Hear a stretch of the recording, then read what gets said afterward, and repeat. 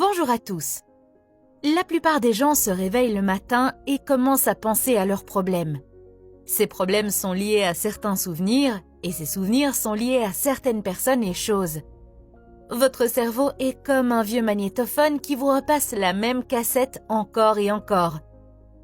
Si votre cerveau est l'enregistrement du passé, alors, au moment où vous commencez votre journée, vous pensez et vivez déjà dans le passé. Chacun de vos souvenirs est chargé d'émotions et les émotions sont le produit final des expériences passées. Ainsi, au moment où vous vous rappelez les souvenirs de vos problèmes, vous vous sentez soudainement malheureux, triste et souffrant. La façon dont vous pensez et dont vous ressentez crée votre état d'être. En d'autres termes, elle crée votre caractère. Si tout votre état d'être lorsque vous commencez votre journée est dans le passé, cela signifie que votre passé deviendra tôt ou tard votre avenir. Par exemple, quelque chose qui s'est produit hier vous a mis en colère. Aujourd'hui, vous vous réveillez, vous y pensez et vous vous sentez à nouveau en colère. Si vous faites cela pendant 2 jours, les gens penseront que vous passez une mauvaise journée. Si vous le faites pendant 1 semaine, les gens penseront que vous êtes de mauvaise humeur. Si vous continuez suffisamment longtemps, la colère fera bientôt partie de votre caractère. Vous serez connu comme une personne qui est toujours en colère. Ainsi, comme vous pouvez le constater, vos pensées ont quelque chose à voir avec votre destin. Ce qui signifie que si vous continuez à penser au passé, vous allez continuer à créer la même vie. Sans même vous en rendre compte, vous continuez à créer la même vie que vous n'aimez même pas. Voilà comment cela se passe généralement. Vous vous réveillez et vous attrapez votre téléphone portable, vous vérifiez votre Instagram, votre WhatsApp, vous lisez quelques emails ou textos, puis vous vérifiez les nouvelles. Et là, enfin, vous vous sentez vraiment connecté à tout ce qui est connu dans votre vie. Après cela, vous passez par une série de comportements routiniers. Vous sortez du lit du même côté, vous allez aux toilettes, vous prenez un café dans votre tasse préférée, vous prenez une douche, vous vous habillez et vous prenez le même bus où vous allez au travail de la même façon. Ensuite, vous arrivez au travail et vous voyez les mêmes personnes qui poussent les mêmes boutons émotionnels. Une fois le travail terminé, vous vous dépêchez de rentrer chez vous pour refaire les mêmes choses le lendemain. Cela devient votre routine. Et la routine fonctionne comme un programme informatique et maintenant vous avez perdu votre libre arbitre au profit d'un programme. Ce n'est plus vous qui dirigez le spectacle, mais le programme subconscient. 95% de ce que nous sommes à 35 ans est un ensemble mémorisé de comportements, de réactions émotionnelles, d'habitudes inconscientes, d'attitudes, de croyances et de perceptions qui fonctionnent comme un programme. Ainsi, vous pouvez dire, avec votre esprit conscient à 5%, « Je veux être en bonne santé, je veux être heureux, je veux être libre ». Mais le corps est géré par un programme différent. Vous mettez les 5% d'esprit conscient contre l'esprit subconscient qui est à 95%. C'est comme mettre un type maigre moyen contre un haltérophile de niveau olympique dans une compétition d'haltérophilie. Pas étonnant que vous ne puissiez pas faire de changement et que vous finissiez par revenir à l'ancien programme et créer la même vie. Alors, comment commencer à faire des changements? Eh bien, vous devez aller au-delà de l'esprit analytique, car ce qui sépare l'esprit conscient de l'esprit subconscient, c'est l'esprit analytique. Et c'est là que la méditation entre en jeu. Par la pratique de la méditation, vous pouvez apprendre à modifier vos ondes cérébrales et à les ralentir. Et lorsque vous faites cela correctement, vous pouvez entrer dans le système d'exploitation où vous pouvez commencer à apporter des changements fondamentaux. La plupart des gens attendent une crise, un traumatisme, une maladie ou un diagnostic pour commencer à changer. Le message de Joe Dispenza est le suivant. Pourquoi attendre que des choses négatives se produisent? Vous pouvez apprendre et changer dans un état de douleur et de souffrance, ou vous pouvez apprendre et changer dans un état de joie et d'inspiration. La plupart des gens passent 70% de leur vie à vivre dans la survie. Ils vivent dans le stress. Ils sont donc toujours en train d'anticiper le pire des scénarios en fonction de leurs expériences passées. Ils choisissent littéralement les choses négatives parmi le potentiel infini du champ quantique. Ils sélectionnent le pire résultat possible. C'est comme regarder le menu avec une quantité infinie de nourriture et de boissons et choisir la pire option possible. C'est comme ça que ça se passe. Chaque fois que vous vous rappelez l'événement négatif, vous produisez la même chimie dans votre cerveau et votre corps comme si l'événement se reproduisait. vous envoyez les mêmes signaux émotionnels à votre corps. Votre corps est en quelque sorte votre esprit inconscient. Votre corps ne fait pas la différence. Le corps pense que cet événement se produit en ce moment même. La plupart des gens recréent constamment leurs états émotionnels négatifs en y pensant constamment. Ainsi, lorsque vient le moment d'abandonner cette émotion négative, ils peuvent dire « Je veux vraiment changer ». Mais le problème est que le corps est plus fort que l'esprit. Le corps a été conditionné pendant des années aux émotions négatives. Le corps était autrefois un serviteur, mais il est maintenant devenu le maître. Tout à coup, lorsque vous décidez de changer et d'avancer dans l'inconnu, le corps n'aime pas ça. Le corps préfère ressentir de la culpabilité et de la souffrance parce que cela lui est familier et qu'il peut le prévoir. Être dans l'inconnu est un endroit effrayant pour le corps. Entrer dans l'inconnu, c'est comme entrer dans une rivière profonde. Le corps sait que si vous réussissez à passer de l'autre côté de la rivière, il va mourir. Il fera tout ce qu'il peut pour vous en empêcher. C'est pourquoi, dès que vous commencez à méditer, votre nez se met soudainement à gratter. Vous vous souvenez d'une tâche importante que vous aviez à faire, un souvenir d'il y a 20 ans surgit de nulle part.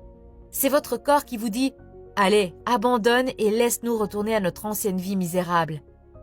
Le corps a beaucoup d'outils et il les utilisera tous pour vous empêcher d'entrer dans l'inconnu. L'inconnu est le meilleur endroit pour créer votre futur. Et le moyen le plus facile d'entrer dans l'inconnu est la méditation. Une fois que vous êtes dans un état méditatif profond, vous pouvez commencer à créer votre avenir. Quel genre de nouvelle vie voulez-vous? Quels sont les comportements que vous voulez adopter? Quel genre de personne voulez-vous être? L'acte de fermer mentalement les yeux et de répéter les choses ou les comportements que vous voulez dans votre vie est la meilleure façon de créer votre avenir. Si vous êtes vraiment présent, le cerveau ne fait pas la différence entre l'imagination et l'expérience réelle. Par l'acte d'imagination, vous installez les programmes logiciels de votre vie future. Maintenant, votre cerveau n'est plus un enregistrement du passé, c'est une carte vers le futur. Et si vous continuez à le faire, qui sait, vous pourriez commencer à agir comme une personne heureuse. La partie la plus difficile est d'apprendre à votre corps, sur le plan émotionnel, ce que vous ressentirez dans le futur, avant l'expérience réelle. Il ne suffit pas d'imaginer, il faut le ressentir émotionnellement dans son corps. Si les pensées sont le langage du cerveau, les sentiments sont le langage du corps. C'est à travers les sentiments et les émotions que votre corps comprend ce que votre esprit vous dit. Si vous ne ressentez rien, cela signifie que votre corps ne reçoit pas de signal. C'est comme si dans votre chambre, le modem Internet fonctionnait, mais que vous ne pouviez pas vous connecter parce que vous avez désactivé le Wi-Fi sur votre téléphone. Dès que vous avez commencé à ressentir les émotions de vos pensées, vous êtes connecté à Internet et vous pouvez maintenant commencer à télécharger votre vie future. Et savez-vous ce que cela signifie? Cela signifie que vous n'avez plus besoin d'attendre que votre succès arrive pour vous sentir heureux. Vous n'avez plus besoin d'attendre la richesse pour vous sentir abondant. Vous n'avez plus besoin d'attendre votre nouvelle relation pour ressentir de l'amour. Selon le modèle quantique de la réalité, dès que vous commencez à vous sentir abondant et digne, vous générez de la richesse. Au moment où vous commencez à la ressentir, vous commencez à faire un pas en avant vers votre avenir. Cela signifie que vous devenez le créateur de votre avenir. Vous ne vivez plus comme une victime en disant des choses comme « je suis comme ça à cause de cette personne ou de cette personne ou de cette expérience ». Malheureusement, de nombreuses personnes sont aujourd'hui victimes de leurs propres pensées négatives du passé. La plupart des gens ne le réalisent pas, mais voici ce qu'il en est des pensées. Ce n'est pas parce que vous avez une pensée qu'elle est vraie. Je répète, ce n'est pas parce que vous avez une pensée que vous devez agir en conséquence. En moyenne, vous avez 60 à 70 000 pensées en une journée. 90% de ces pensées sont les mêmes que celles de la veille. Si vos pensées ont quelque chose à voir avec votre destin, alors votre vie ne va pas beaucoup changer, car la même pensée conduit au même choix. Le même choix conduit au même comportement, le même comportement crée la même expérience, et la même expérience produit la même émotion. C'est pourquoi il est très important de méditer afin de devenir plus conscient de la façon dont vous pensez, dont vous agissez et dont vous vous sentez. Plus vous êtes conscient, moins il y a de chances qu'une pensée indésirable passe inaperçue. Le mot méditation signifie se familiariser avec. Ainsi, lorsque vous vous familiarisez avec les pensées, les comportements et les émotions de votre ancien moi, vous ne les laissez plus vous influencer. Au lieu de cela, vous commencez à penser à de nouvelles pensées et à conditionner le corps à un nouvel état émotionnel. Si vous le faites suffisamment longtemps, ce nouvel état émotionnel vous deviendra familier. Créer un nouveau soi, c'est comme créer un nouveau jardin. Vous devez d'abord vous débarrasser des mauvaises herbes et des pierres. Ensuite, vous devez arracher les plantes de l'année passée et vous devez préparer le sol. Ce n'est qu'après cela que vous pouvez commencer à planter. Méditer fonctionne fondamentalement de la même manière. Vous préparez le jardin et ce n'est pas un travail facile. Entraîner votre corps à s'asseoir et à méditer, c'est comme entraîner un animal sauvage ou un chien. Vous dites « Assieds-toi et attends ici ». Mais il s'enfuit, alors vous l'attrapez et vous le ramenez. Mais bien sûr, il s'enfuit à nouveau et vous l'attrapez à nouveau et le ramenez. Dès que vous commencez une méditation, votre corps vous dit « Il est 8 heures. Normalement, tu lis tes emails et tu t'énerves à cette heure-ci, mais tu es assis et tu ne fais rien. Tu n'es pas dans les temps, que se passe-t-il ? Pendant des années, nous avons été en colère ensemble à cette heure-ci, mais tout d'un coup, tu vas changer juste comme ça. » Donc, le corps commence à envoyer des signaux. Le corps est essentiellement à la recherche de cet état chimique prévisible et il ne se soucie pas que ce soit un état toxique. Chaque fois que vous prenez conscience de ce que fait votre corps et que vous portez votre attention sur le moment présent, vous dites au corps que ce n'est plus l'esprit et que vous êtes l'esprit. Et maintenant, votre volonté devient plus grande que le programme. Et si vous continuez à faire ça encore et encore, encore et encore, comme un chien dressé, le corps va s'asseoir et obéir. Au moment où le corps s'abandonne, il y a une libération d'énergie. Vous passez de la particule à l'onde, de la matière à l'énergie, et vous vous libérez des chaînes de ces émotions qui vous maintiennent dans un passé familier. Si vous faites cela pendant une semaine, vous commencerez déjà à voir des différences dans votre vie. Vous commencerez à vous surprendre plus souvent et vous éviterez de retourner à votre ancien moi malheureux. Bien sûr, vous devez répéter le processus suffisamment longtemps pour que votre réalité future devienne votre réalité actuelle. Si vous souhaitez en savoir plus sur la technique du Dr Joe et l'appliquer correctement, consultez le lien dans la description. Il s'agit d'un lien vers un cours gratuit intitulé « La formule », enseigné par le Dr Joe Dispenza lui-même. Ce cours comprend plus d'1 heure d'enseignement plus une méditation et est disponible avec une voix off en français.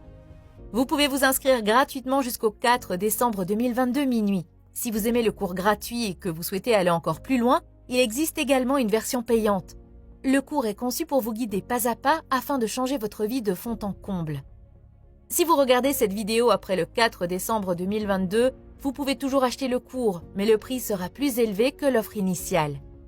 Personnellement, j'ai terminé le cours il y a presque 1 an et c'était plutôt bien. Sinon, je ne l'aurais pas mentionné ici et je n'aurais pas associé ma chaîne et moi-même à un produit de mauvaise qualité. Mais vous et moi sommes différents et il se peut que vous ne l'aimiez pas du tout. Si c'est le cas, il y a une garantie de 14 jours pour récupérer votre argent. D'ailleurs, cela peut être une excellente idée de cadeau pour vos proches à Noël. En ce moment, je m'efforce personnellement de convaincre mes parents et tous les membres de ma famille proche de suivre ce cours.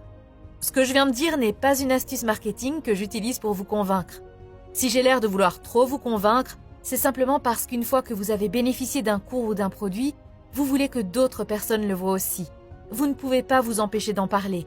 D'une certaine manière, vous devenez comme cette personne ennuyeuse qui vient de devenir végétalienne ou de commencer à faire du yoga et qui ne cesse de dire à quel point c'est bon et sain.